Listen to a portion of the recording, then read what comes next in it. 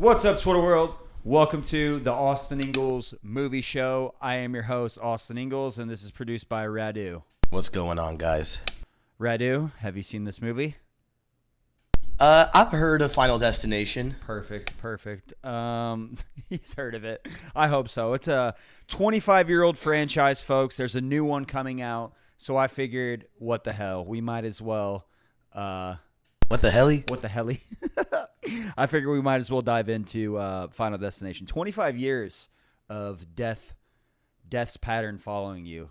Radu is scared of that, and I get it. He's a sweet boy. But first and foremost, do you have any plugs that you want to do? A little housekeeping up top? Just follow me on Instagram. Still, as always, that's rad.u. You don't want to promote the magic show? We have a magic show also coming up at Crazy Conchas. I mean, you might as well promote it because I do some comedy on there too. So. Yeah. The 31st, I think we're gonna have our first magic show upstairs. Hopefully, the room's all redesigned and improved and ready to go. We'll have something crazy. So yeah, that's my plug. Follow me on Instagram, rad.u. You'll see more about the magic show and the comedy stuff all posted there. Beautiful. Love that. A little housekeeping for me. Every Thursday and Sunday, catch me at the Speakeasy in Austin, Texas at 8 p.m. Then every Friday and every other Saturday, Crazy Conchas. Okay. May 18th, Shakespeare's. May 21st, Cheers Bar on 6th Street. May 25th, Velveeta Room, the oldest comedy club in Austin. And then May 27th in Pflugerville. I don't have to leave. We're going to Hanover's in Pflugerville. Thank God. I don't got to come downtown for that one. Speaking of Pflugerville, yeah. I accidentally placed the wrong order for my Walmart pickup for some flyers, and I ended up in the Pflugerville Walmart. Mm-hmm. Baddies everywhere. Bro, it's a huge suburb. There's like 80,000 people. Like that's like as big as Peoria. Yeah, and all the baddies go to that Walmart in Pflugerville. Yeah. Oh, yeah. Yeah, there's some serious baddies in Pflugerville. Shout out to them. I'm going to do a current event joke since I didn't do one last week. You didn't even tell me. Thanks for noticing, dude. What the fuck is your problem? No, I'm going to do two because I forgot last week. Lady Gaga's historic concert that drew over 2 million people in Rio de Janeiro was canceled after cops stopped a planned bomb attack. That's scary, right? Terrifying and incredible. Cops saved 2 million people from wasting their time at that concert. I'm good with words. Jennifer Aniston had a stalker crashed through the gates surrounding her home with his car, trying to break into her house. He's been stalking her for years, and he was heard yelling, "I'll be there for you." Honestly, bro, 10 out of 10 current event jokes. Perfect for the Final Destination movie theme this week. Thank you, dude. You're the best, bro. That was a good one, right, for the bomb. Have you seen any movie in theaters lately? I know you've been a busy guy. Nah, I've been talking about it. I think we'll, like, if I go see a movie, the next one will be seeing Sinners with you. Sinners. Okay, well, we got to fucking probably see it quick. I know you don't want to go see this one. There's a new horror movie out called Clown in a Cornfield. No, I don't want to see I don't even really want to see it either, but it does look interesting, and low-budget horror movies are kind of in right now. It's the kind of in thing. And the new Final Destination, Bloodlines, Final Destination 6. That's a tongue twister. That will be out next week, and I will probably have gone and seen that. I know you're not going to go see it. You haven't seen any of them. Respectfully, I'll go by myself like a loser. He doesn't enjoy. Yeah, it'll be good. It's gotten good reviews. I think I saw it was like got a 4 out of 5 stars. I mean, this is the perfect franchise for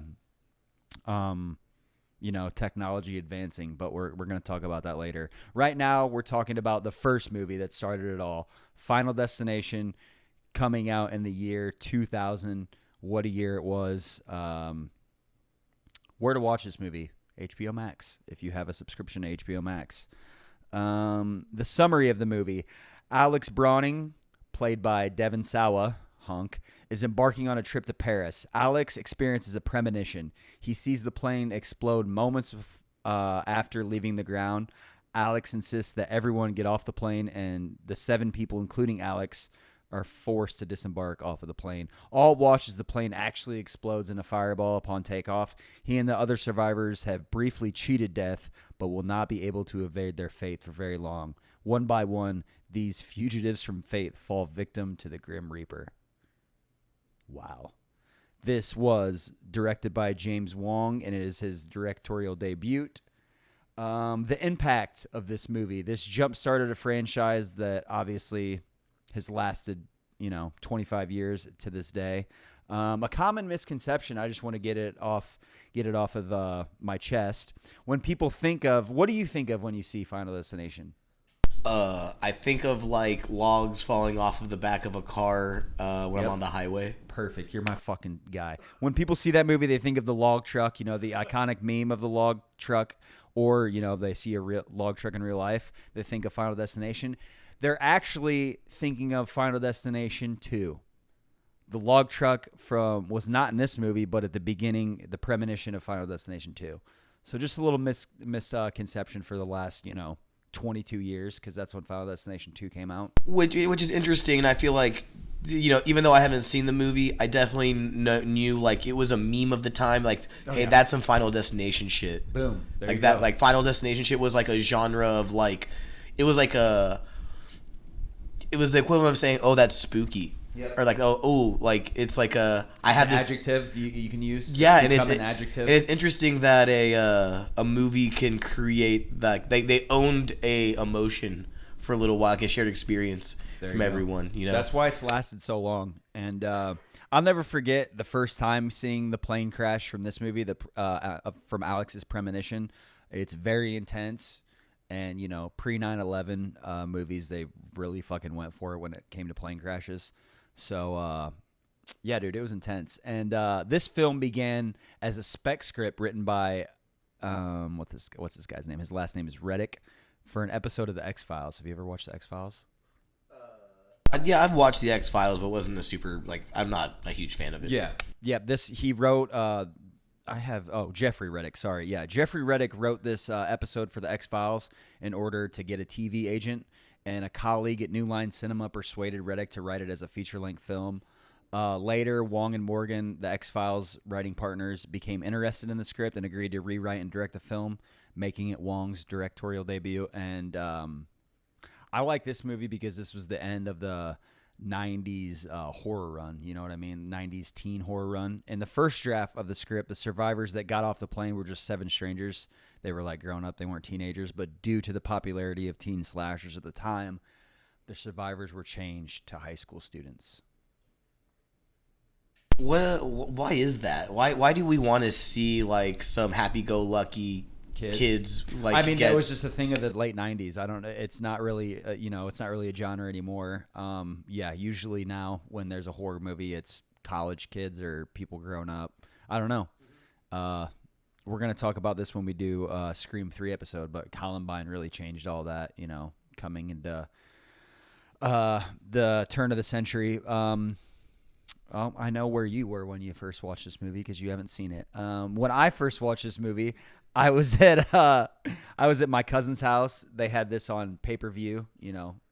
Pay-per-view was the thing back then where, yeah, dude, where you could, if you had, I'm sure they had, it was either what sort of Cinemax or one of those ones, Showtime. But this movie and Little Nicky were always on like back to back, so it was like a horror movie then a fucking. Love Little Nicky. You love Little Nicky? Love Little Nicky. We're gonna do that. Feel the love. Getting the flash. Getting the flash. Yeah, dude, we're for sure doing Little Nicky. We might do that in a couple episodes actually, just to make my boy happy. Yeah, but then I remember my mom rented this movie, and then when Todd dies, she covered my eyes. It's like, Mom, I've seen this movie probably 3 times already. But yeah, dude, that's why I love my parents. They weren't scared to show me a movie like this, a rated R movie when I was 7 years old. Explains so much. Does it? Yeah. Good. Oh man. You're like, Mom, stop. This is the part where Todd dies. Yeah.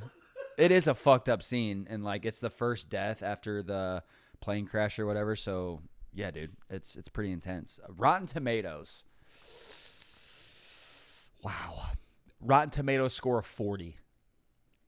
What did they know pre 9/11, bro? What did they know? The audience score gave it a 68. I think it's in the mid 70s, considering that it jump started a franchise that's still going on to this day. But yeah, dude, 40 is fucking weak. I feel like maybe there's like they don't because it was the debut of that director. Mm-hmm. Like maybe that he didn't get that like he didn't get the love. He didn't get the love. Yeah. He like maybe that's high for a Rotten Tomatoes debut score. I wonder what that would look like if we looked at other. If we looked at those, yeah, interesting. James Wong though, he went on to do a lot of technologically sound movies, so he's known for that shit. So this was a perfect jump start for that for him. But yeah, dude, I think this should be at least in the mid 70s, considering there's about to be the 6th installment of it. Look up what Final Destination 5 got real quick.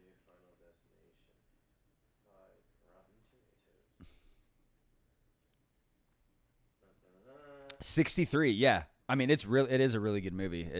I'm gonna do the rankings for it later, but spoiler alert: this is Final Destination 5 is probably my second favorite in the franchise, if you will.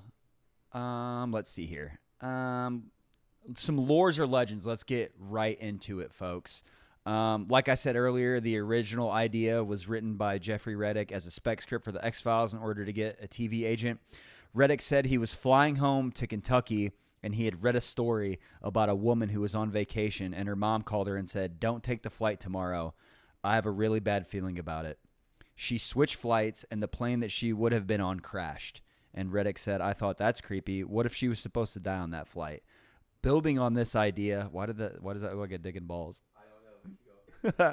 Building on that idea, where am I at? Reddick wrote a script and got an agent, but instead of submitting the script to the X-Files, he acted on the suggestion of his colleague to write it as a feature film.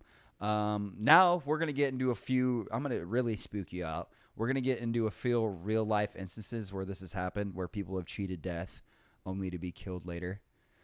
In 1987, the University of Evansville men's basketball team was killed in a plane crash. One player didn't make the trip due to an illness.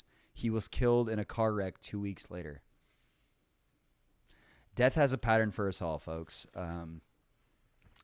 Radu hates this shit.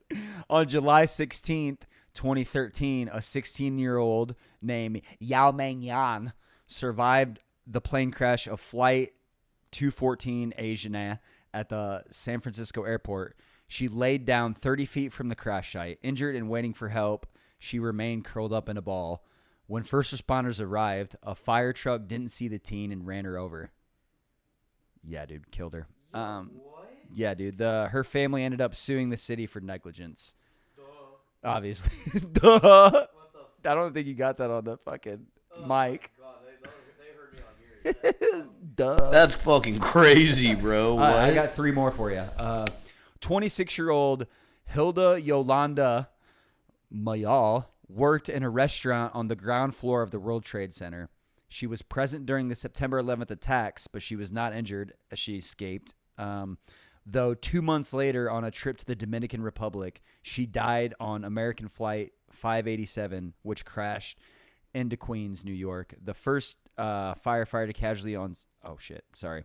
I remember when this happened, actually. A lot of people thought that this was another terrorist attack because it was like the first plane crash after 9/11. But also, the first firefighter casualty on 9/11 was someone who was killed by someone who jumped from the towers. That's terrible, right? Yeah, dude, that's some Final Destination shit. Really, it really is. And then in 2012, I didn't get this lady's first name. Her last name is Redfield. She survived mall shooting in Toronto, only to be killed later in the Aurora Theater shooting for The Dark Knight Rises. Can you imagine that, dude? Just the unluckiest person alive. And one more for you. Radu's favorite person here. No, I'm fucking kidding. This is not Radu's favorite person. Adolf Hitler. He claimed that when he was a young soldier in World War II, that one day he was looking at a place to sit on a trench with him and his fellow soldiers when a voice almost told him to get away from the trench and go to the other side. Moments later, a bomb exploded in the trench, killing everybody except for Adolf Hitler. Think about that, folks. The Holocaust might not have happened. You're telling me Germans invented time travel? Oh! Holy shit. You just blew my mind. But yeah, folks, death. Does death have a plan? Reddit doesn't want to talk about this. I don't either. But it really makes you think. Like, holy fuck, when you're. I mean, you've heard countless stories about people being late to work on 9/11, and that being the reason they survived. So just like it makes me think like, when I'm in a rush to do something, just take your time. There's a plan for everything. There's a reason you're running late. Don't be in a hurry. You never know what could happen or what's waiting for you or on the other side. Yeah, like I feel like these kind of movies, even though I didn't watch them, but the trailers were enough, the commercials were enough for me. They scared you, yeah. Yeah, to make you just appreciate what you got. Yeah. Shit's good, shit's okay, because like it's scary out there for other people. It is scary. Is there a Grim Reaper following us with the metaphorical, ready to take us out? I don't know what the fucking word I was looking for. Called a scythe. Thank you. I'm so fucking stupid when we do these during the day. I can't fucking think of any words. Anyway, is this movie reboot proof? Technically, yes, because there are sequels and prequels, and like this new movie is not a reboot but a sequel to the franchise. Okay, clarify this to me. What is a reboot versus a sequel? A reboot is like what they do with fucking Spider-Mans. How there's like 3 different Spider-Mans. How they rebooted Andrew Garfield's Spider-Man after they did 3. And that wasn't they've like retconned and now like, they've retconned and they're calling it multiverses so they can monetize it before all the multiverse shit. This is them just like trying to deal with like IP law and contracts and franchise rights. Exactly. Before they called it multiverses and timelines and stuff, like that wasn't even on the radar. So this is not. So a reboot is like using. Okay, I see now. Yeah, you understand it. Yeah. Yeah, because, like, I mean, and they're doing that with everything now. Like, they did a White Man Can't Jump. They redid that. That was a reboot, not a sequel. No, that was a sequel. That was a reboot completely. So it was a reboot. Yep. Not a sequel. They tried restarting. How would you make it a sequel? Continuing the storyline or having characters from the first movie. You know what I mean? Okay, I see now. You got it now? Yeah. We're on the same page, and I fucking love that. Technically, yes, but this series benefits from CGI technology and special effects more than any horror franchise. I don't think there's an argument on that. So I think it's crazy. I remember when Twitter, was coming out, and I think Final Destination 5 had just, been out for a couple years. People were saying, why hasn't there been another Final Destination? So this movie, I think, is probably 7 or 8 years. The new one. They could have had 2 or 3 of these by now. So, and I think they will. I think this next one's going to do crazy numbers. The marketing for it, I'm going to bring up the marketing later, but I think it's just going to continue this franchise. Anyway, we're going to get to some likes. I actually pulled up Letterboxd, and I think there is some really good comments on there. We'll go after. Pull them up. All right. Pull them up right now. Fuck it. We're flying through this. Popular reviews. 7,000 likes. Final Destination is my favorite movie because the boys go poop together. I love positive depictions of male friendships. Yes, we stand boys who are regular. All right. You just had a perfect fucking segue. My first like is taking a shit right before a long flight. Is there anything better than getting a fucking demon out of you and then going on a flight knowing that you don't have that inside your body anymore? I don't think there is. I make enough. I would drop enough weight taking a shit before a flight that we could fit another carry-on. That's good. Yeah, dude, that's a perfect review. Yeah, dude, he brings Todd is the one who brings up the point. He's like, hey, man, let's go take a shit, even if you don't have to. Imagine, because there's hot twins in their class or whatever, and he's like, what if you go take a shit on the plane and they go in right after you? You don't want them associating that smell with you. So he brings up a great point, and while they're sitting in the toilet, I'm sure I will bring this up later. John Denver is played, and he was a musician who died in a plane crash. But like I said, I'm going to bring that up later into going more depth on that. What else do I like? The cast is a who's of the early 2000s. You got Devin Sawa, you got Ali Lauder, you got Sean William Scott. They're all huge at this time. Carter, you dick. And that's what Stifler says throughout the movie. What else do I like? Devin Sawa. Here's a fun fact for you, Redu. Devin Sawa is my first touch of first brush with fame, if you will. He favorited a tweet of mine. He listened to the episode that JD and I did of him. He really did, because JD had analytics, and we had one listener from California after we did that. It was him. Had to have been. Well, guys, if you made it this far in the podcast, make sure we tag him in this one and I hope so. See if he sees 20 this. minutes in. Hopefully you guys made it 20 minutes in. That's type in the word popcorn in the comments if you made it this far. Popcorn. I hope. Fuck. I know you listened when we talked about Idle Hands, Devin Sawa, so why aren't you listening to this? You fuck. You're such a pretentious prick.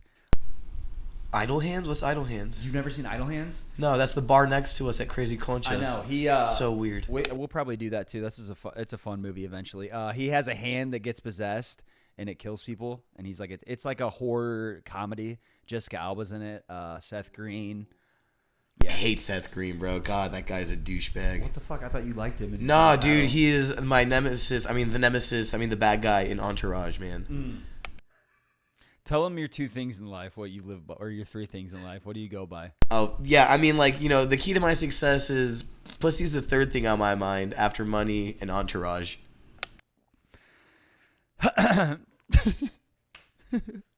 So if you guys wanted to know what his creed is, there's three things. It's money, it's Entourage, and it's pussy. Sorry to our female listeners.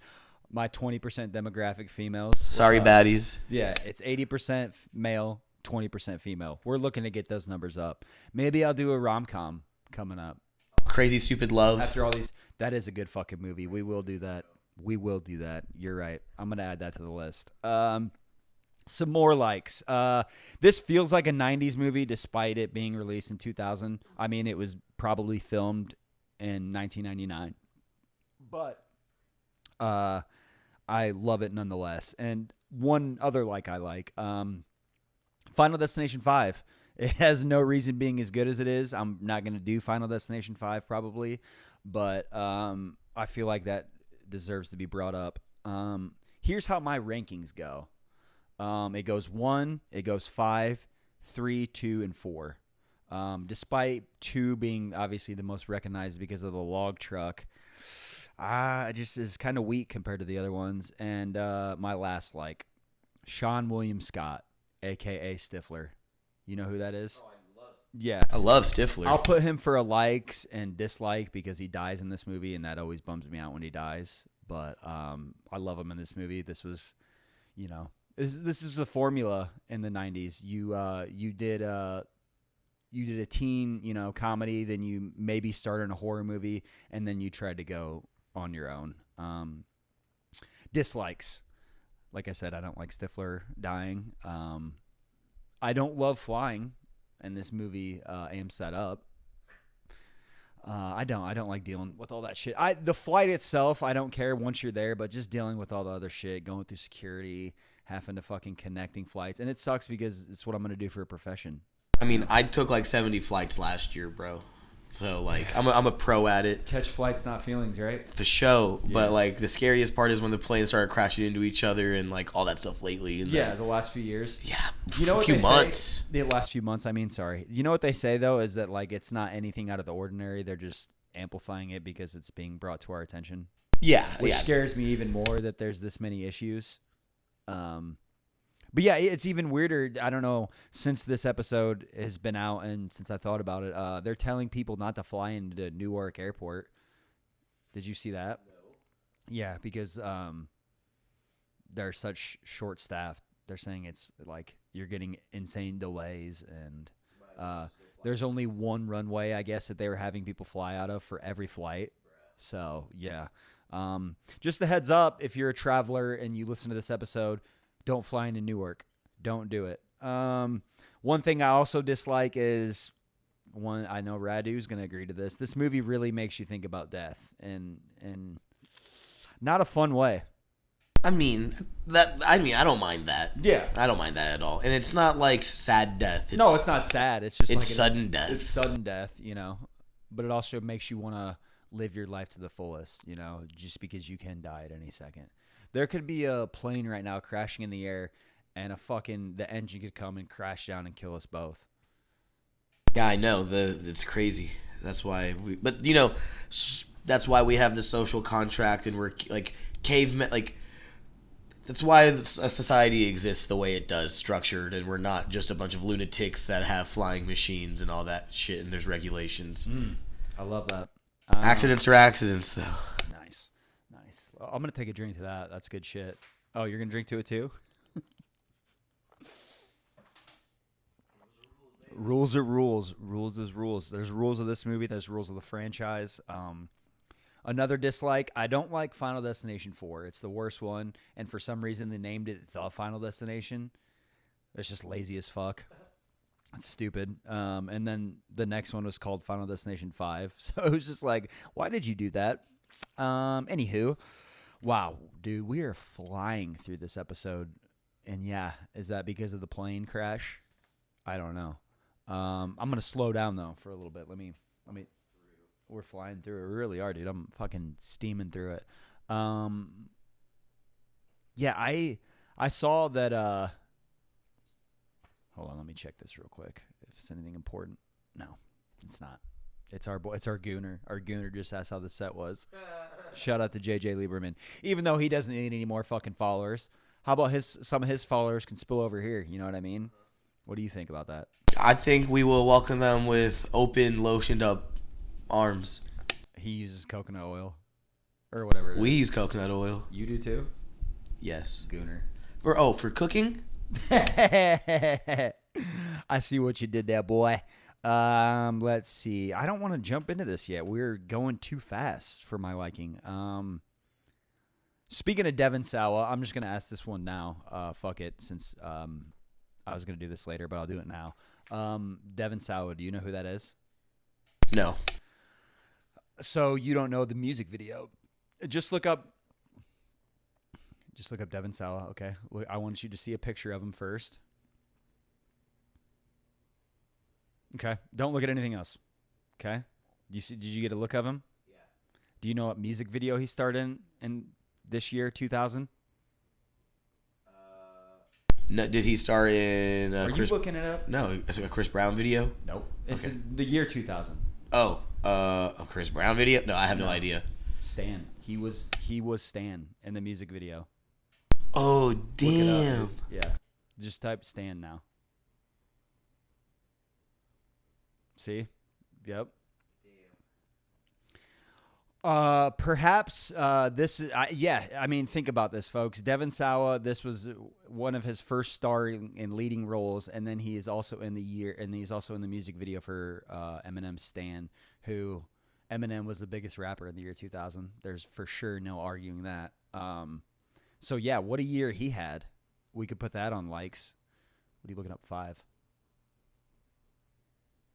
What are you going to? I want to see what these 1-star reviews are. Oh, for the 5th one? Oh, Yeah, it's number 5.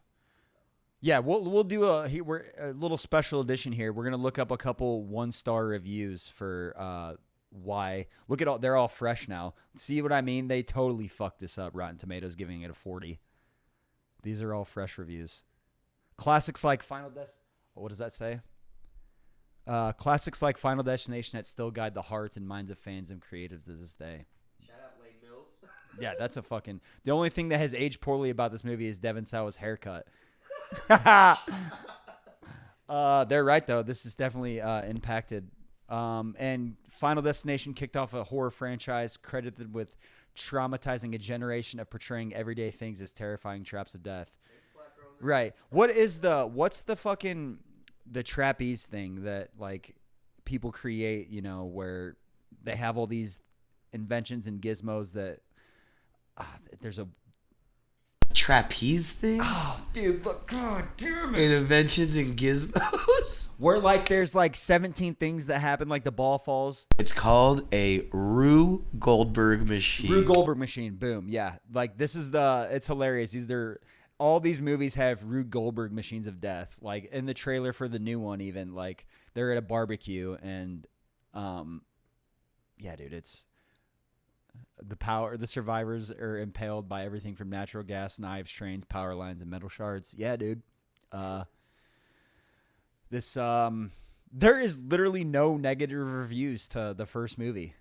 A bunch of 3.5, 7.10s, B pluses. I know, but here we go.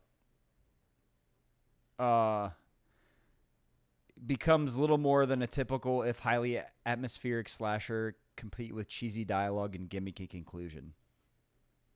The conclusion does kind of suck in this movie. I agree. Does it end with? How does it end? He's just like in a garage, like avoiding all this crazy shit, like water spills on the floor, and then electrical shit, just a bunch of shit. I think actually he's like tries to save Claire, and then he saves Claire, and then death skips both of them, and then it later goes that they're in Paris, and him, Carter, and Claire all having dinner. And Alex is still obsessed with death. He's like, hey, what if death didn't escape us? And they're both like, hey, dude, this shit's over with. Stop being a weirdo about it.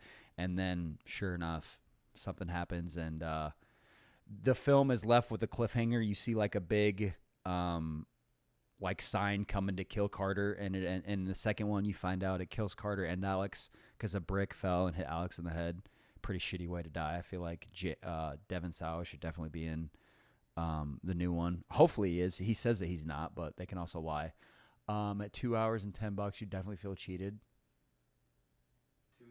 $10 for a movie, dude? When? I feel like... Damn, in the year 2000, this cost $10 for a movie ticket? I don't believe that. Where the fuck did you go see this movie at? You deserve to pay Bro, $10. Tom Long, Detroit News top critic. Pure garbage. USA Today said stupid, silly, and gory. Yeah. Oh, man. Well, what do they know? All right. We're going to get to 7 fun facts of IMDb. For the blood scenes, you're going to love this. The crew used several live casts of the actors and chocolate syrup for the fake blood. Yeah. Much of the news footage shown from the plane crash is actual footage from the 1996 explosion and crash of TWA Flight 800 off East Miraches, Long Island in New York. Not only does this film borrow the footage of the crash, it borrows other things as well. The 1996 flight was carrying a high school French club. It exploded suddenly and was investigated for a possible deliberate act, which was later determined to be a spark igniting the center wing track. Critic Roger Ebert, who praised the film, called this illusion a bit tasteless. But Jeffrey Reddick has since debunked this, saying that it was not inspired by that crash. What are you looking up? James Wong directed Dragon Ball Evolution. Oh, shit. This is my one and only like of this movie. Really? Sorry to derail here. That got 14% and 20. This was one of the worst movies ever made, ever.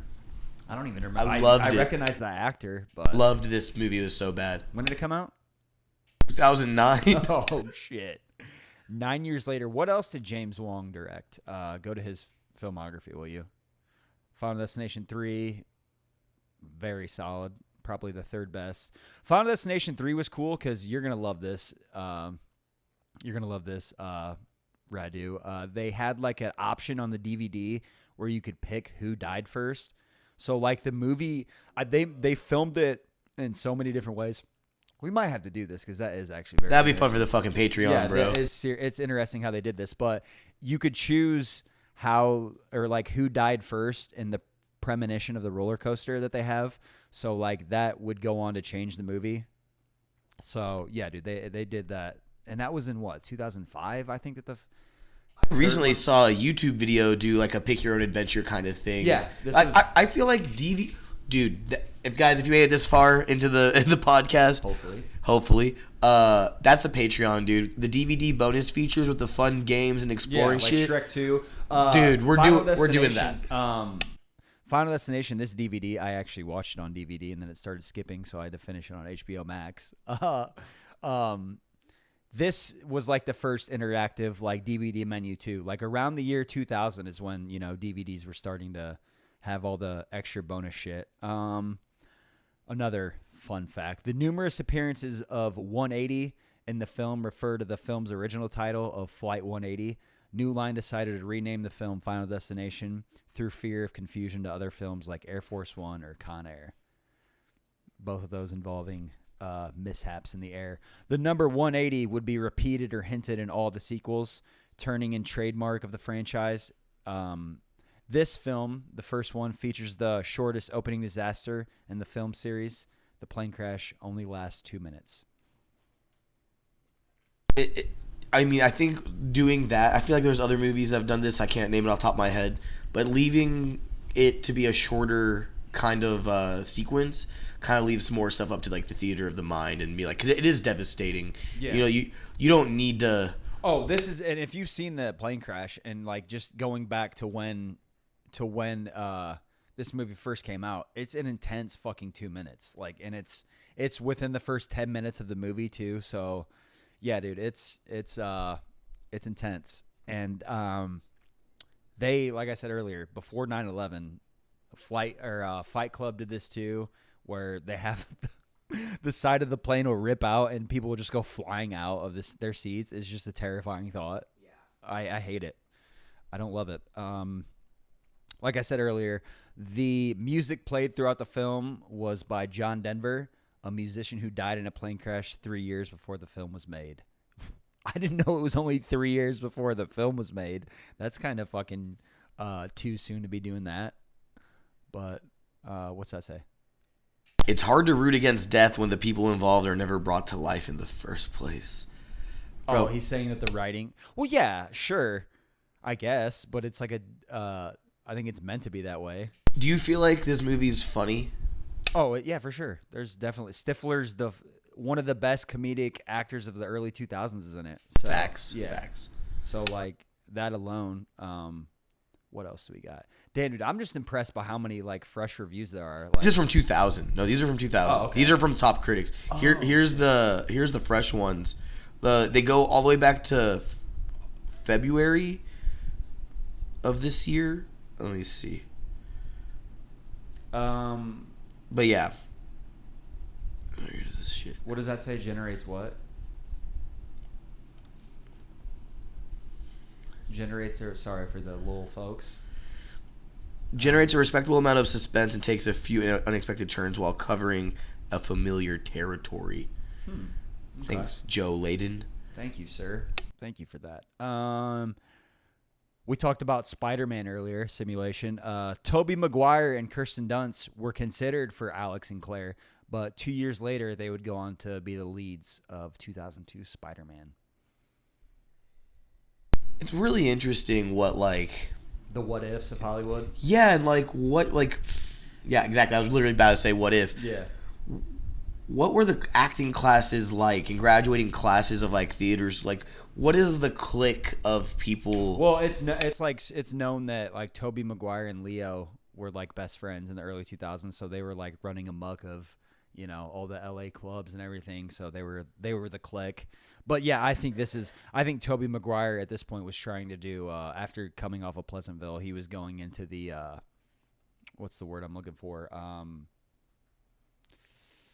God damn it, dude. I'm so stupid. He was going for the prestigious roles. He wasn't looking to, you know, do teen movies anymore. Where are you at? Oh, his his filmography. Claire's cabin is the same cabin seen in 1999's Lake Placid. Have you ever seen Lake Placid? The crocodile movie? It's a good one. Crocodile? It's like a huge crocodile. Oh, that's the monster of Lake Placid? Yeah. Oh, that's not that scary. No, it's a good movie. And Betty White's in it. And she's like feeding she's technically the bad guy because she's the one that was feeding the crocodile this whole time that made it massive. What? That thing is huge, gigantic. Yeah, dude. This was when they were using practical effects too. So like that giant alligator is a real animatronic. Fun fact too: did you know the animatronic in Anaconda is a real thing, and like they couldn't control it, so like the actors were actually scared of that thing because it would just like fucking go haywire sometimes. Can you imagine that? Anaconda, bro. The fact that that's practical is crazy. Because Anaconda and Anaconda 2, some of the like we had them on DVD. I remember I watched them. Mm-hmm. Terrifying, yeah, bro. Dude, the first one is really good. Yeah. I'd watch Anaconda. I saw an Ice Cube interview. He said the only reason he agreed to do that was because the black guy lived. But yeah, he said that they're all scared as fuck of that Anaconda, because it just fucking would go haywire. Yeah, dude, look at that thing. Yeah. There's a hilarious meme that's from the Anaconda movie where at the end of the movie where they catch the thing on fire. It's like after you hook up with a baddie and 2 weeks later. Oh, no. Okay. We're not talking about Anaconda. Sorry to get distracted. We're talking about Final Destination. And you guys want to know, is this movie a cult, classic, neither or both? The most confusing part of this podcast. It's a classic.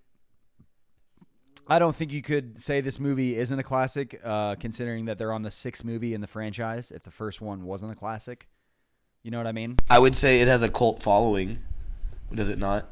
It definitely has a cult following, but it's also like mainstream as fuck. No, yeah, it's definitely it's made its name in mainstream for sure. A cult horror movie would be like Hellraisers. Those are cult movies, like okay, to where there's like multiple ones of them, but they never got to mainstream success. So yeah, I'd give those.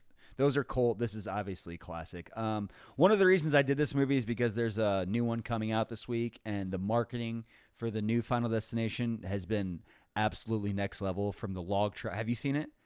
Look it up. There are log trucks driving around that have that say Final Destination on them, and they're like all going throughout traffic and shit. Here we go.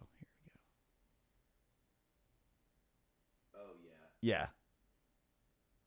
Yeah, dude. That's terrifying. Yeah. And they also put on their social media some fun facts that I'm going to read right now. These are some questions for you, Radu. Did you know that vending machines were the cause of at least 37 deaths between 1975 and 1995? I knew they were dangerous. Didn't know it was that many. Yeah. Yep. 30 people a year die from escalators. That's pretty fucking scary. Those are moving stairs. Yeah, they're terrifying. That just spook you out? Just imagining it. Oh, dude, they're terrifying. Did you know did you know lawnmowers kill more people than sharks, bears, and alligators annually? That's terrifying. Lawnmowers kill that many people? Say what the fucking thing is again. The Rube Goldberg? A Rube Goldberg machine? Yeah. Rube Goldberg of death. And did you know that 7 bystanders have been killed by moving objects on construction sites? I don't know. There must have been a year for that I skipped out. But that's pretty crazy. 7 from construction sites alone. There's a lot of construction on Rainy. Just bystanders. Just catching strays. Yeah, that's it for this episode, folks. Sorry if we bummed you out. Live life. Live life to the fullest. This should make you be happy about life and how you're living it. Like I said, if you're late to work, don't be in a rush. If your boss asks why, just tell them this. People survived 9/11 because they were late to work. I know that might not bring a laugh to your boss. He might hate you for it, but tell him I sent you. Anyway, a little housekeeping. I know we should have did this up front. Like and subscribe. As always, if you made it this far, give me a thumbs up in the comments. Yeah, folks, we were getting like 100 views. Now we're down to 50. So what did we do? Is it because we say crazy shit in the first 10 minutes? I don't know. Probably. That probably has something to do with it. But yeah, next week we're going to continue the horror. Next week is our 13th episode. So I'm doing 13 ghosts. Okay. That's the only reason. I also T-Dub, I know a lot of people who do like 13 Ghosts, and there's a sick lore behind it. There's also a new series coming out, but I'm going to talk about that next week. So, Radu, do you have anything else you want to add? No?